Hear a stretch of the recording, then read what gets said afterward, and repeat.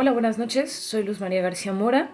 Estoy estudiando actualmente la licenciatura en psicología y este es parte de un proyecto final de la materia de epistemología en psicología.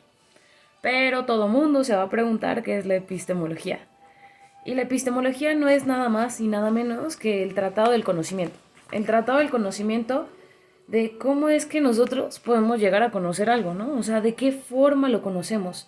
Previo a la epistemología está la nociología.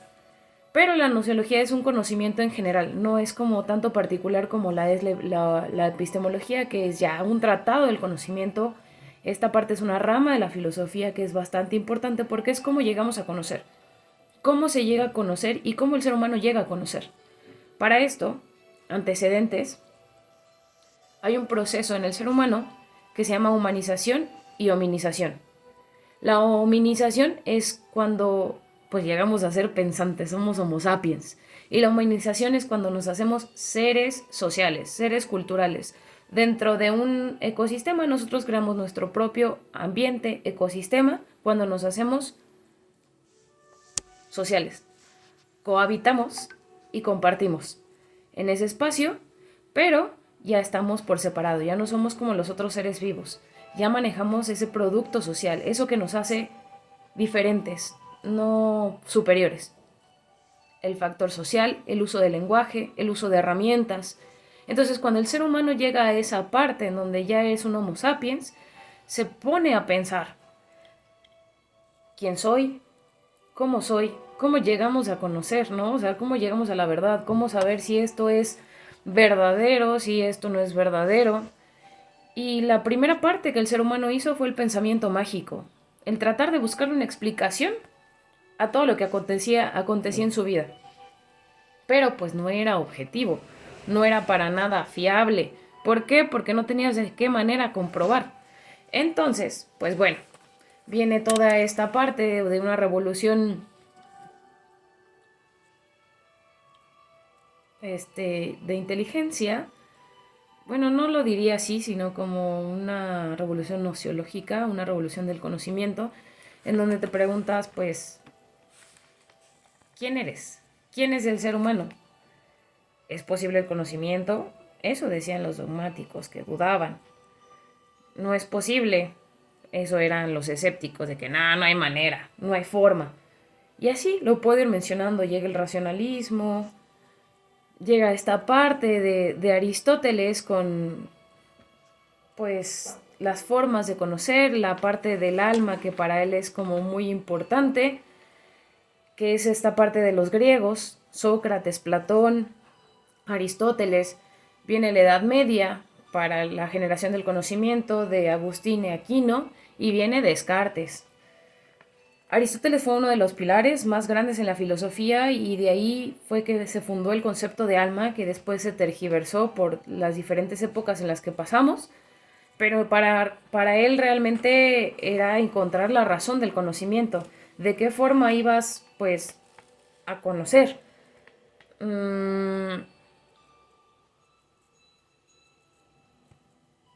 Platón tenía una idea del mundo ideal y del mundo real, donde creía que donde se generaba el conocimiento era en el mundo ideal, no en el real, porque el real solamente son las impresiones de esas imágenes.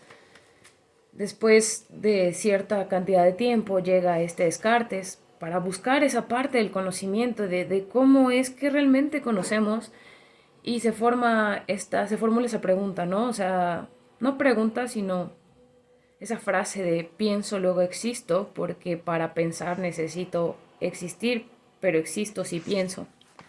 Un poco dual su pensamiento, crea el método cartesiano, que fue muy importante. Y después viene esta parte que les quiero comentar de la ciencia en la psicología, para que existiera esa parte del carácter científico de la psicología se tuvo que crear previo el método científico. Un método que es muy importante para, pues, comprobar, ser objetivizable el conocimiento.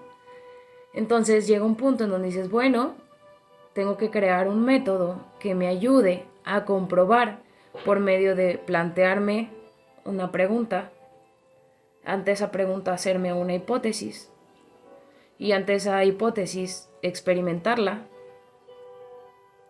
y repetirla cuantas veces sea posible hasta que vea los resultados. Y si esos resultados son favorables, wow, se forma una teoría.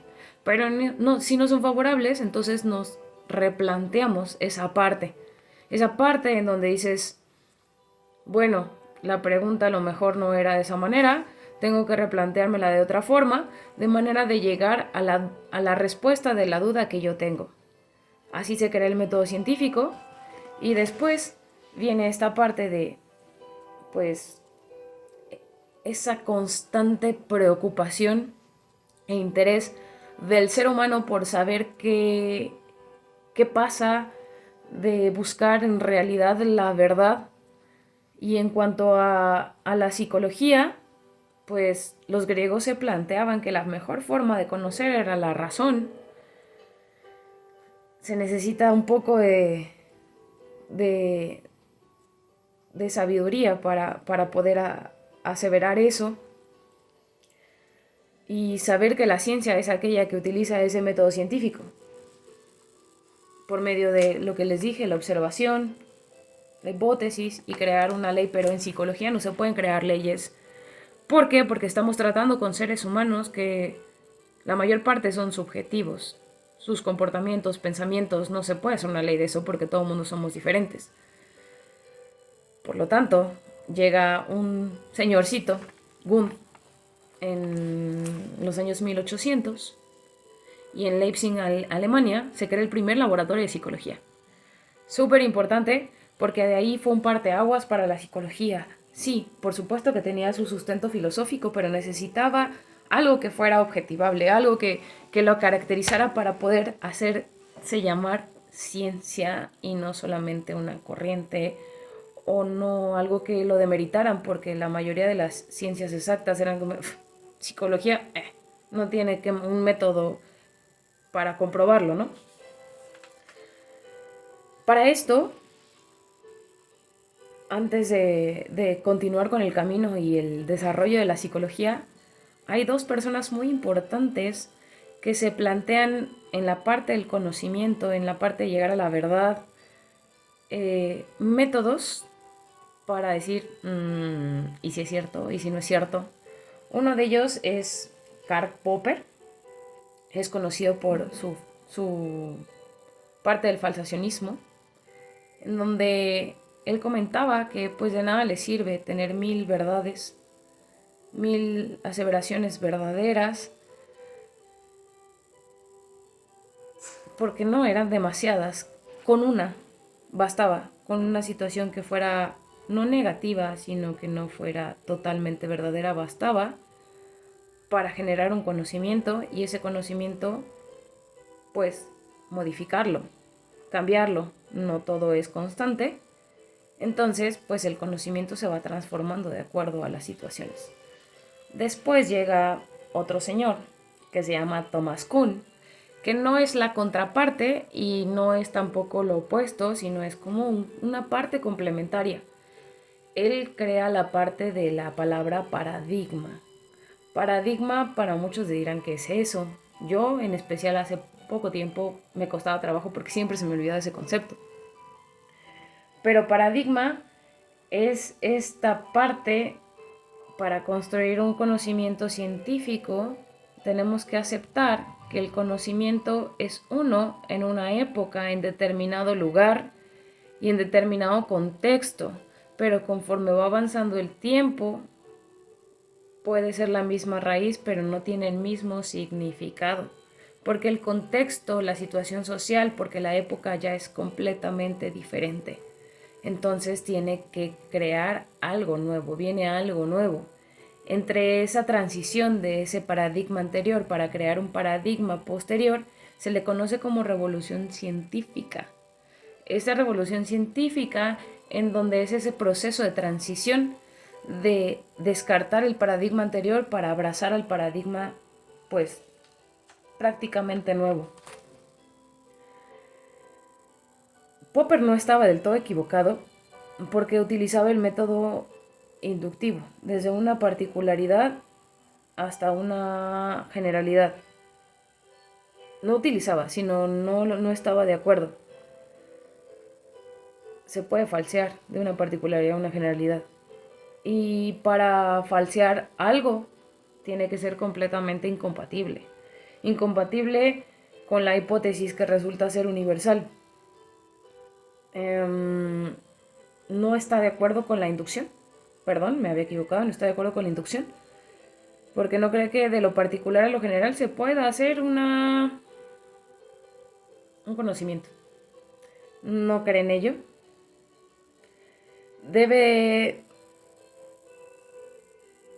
y piensa que si no se puede comprobar, si no hay manera de constatar que eso es cierto, pues no se puede falsear. Y si no se puede falsear, pues no se puede hacer absolutamente nada. Y creía que todas las situaciones metafísicas pues no son ciertas, no son ciencia. No creía en ello porque ¿cómo compruebas la idea de Dios? ¿Cómo compruebas la idea del alma? ¿Cómo puedes falsear algo que no puedes comprobar? No es viable, no es aceptable. Pero pues antes sabíamos que se creía en ello, se creía en esta idea del alma, en la idea de Dios. Y no digo que en estos momentos no, pero se logró separar esa parte de la religión, de las ideas metafísicas, de la parte de la ciencia. O sea, se aceptan, pero no se juntan. Por lo tanto, la cuestión del paradigma y el falsacionismo son fundamentales para poder crear conocimientos nuevos, conocimientos que sean científicos, que se apeguen al método científico. Por lo tanto, ahora pasamos a la parte de la psicología. La parte de la psicología en donde dices, ok, está bien, ya me basé en un sustento filosófico y como se los dije previamente, ahora viene Wundt. Wundt en donde dice, vamos a crear una psicología científica y para esto hay varios sistemas que son la base para que se puedan crear estos paradigmas que hasta ahora tenemos en la psicología. Estos paradigmas que son bastante importantes porque gracias a ellos son las terapias que se utilizan en estos tiempos. Después de platicarles un poquito de estos sistemas, que es el funcionalismo, el estructuralismo que se funda por medio de Wundt, el asociacionismo y la Gestalt, vienen estos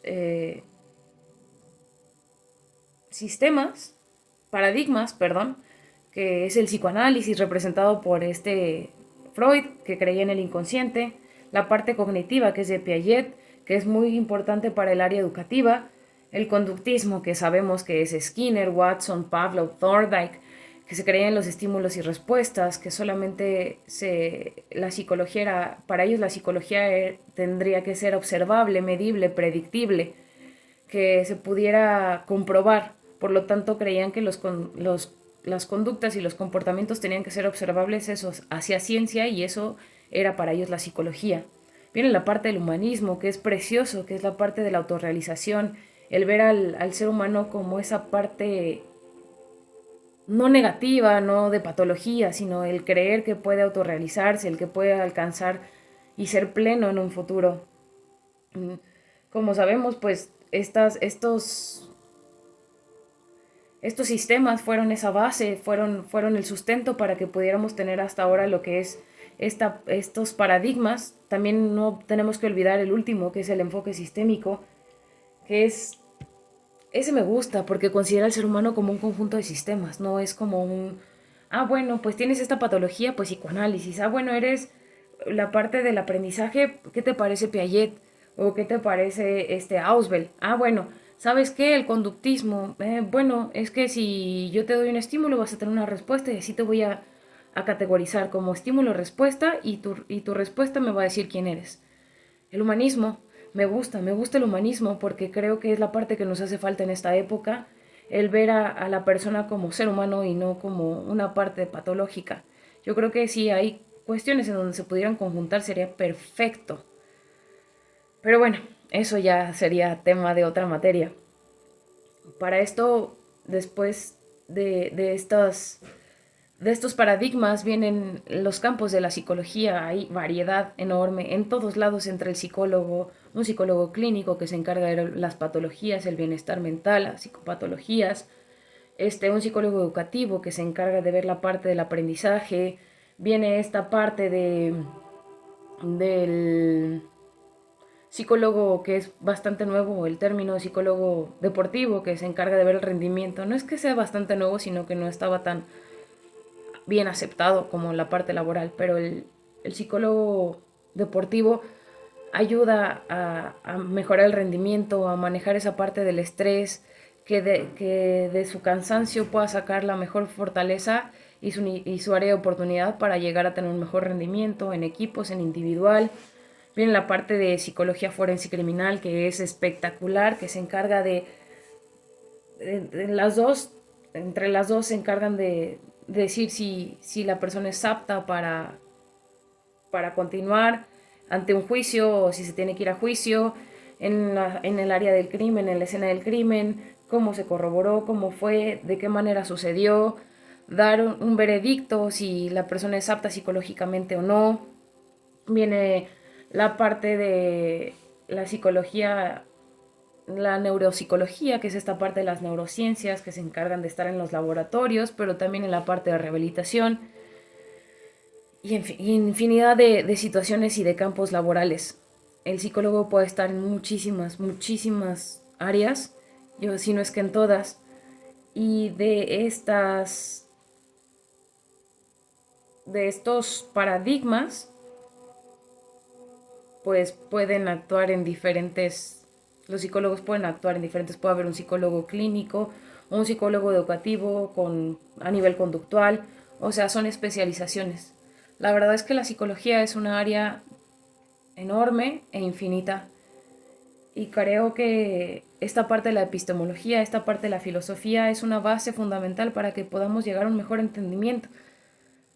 Entender que ya no nos basamos en eso, pero gracias a los conocimientos de los grandes filósofos, de algunos científicos, de Popper, de Kuhn, Descartes, eh, Platón, Aristóteles, William James, Titchener, Gunt, no terminaría el video, o sea, no terminaría de mencionarlos. Pero todos estos representantes han hecho que la psicología sea hasta ahora como es, los avances tan grandes gracias al método científico, a la parte científica de la psicología, las neurociencias que están avanzando a grandes pasos, han hecho que hasta ahora se pueda abordar al ser humano de una forma diferente, de una forma versátil, y ya uno sabrá si uno es paciente en qué grado se acomoda. Pues hasta este momento fue todo. Espero les haya servido. No podría mencionarles todo porque fue un cuatrimestre completo, pero fueron los conocimientos principales, las áreas más importantes, y no me gusta como basarme así leyendo, sino dar mi punto de vista de lo que yo aprendí y de lo que yo entendí referente al cuatrimestre. Espero sea funcional para ustedes, para usted, profesor, y que lo que aprendí esté en lo cierto y no pueda ser parte como la metafísica, que no pueda ser comprobable. Bonita noche, gracias.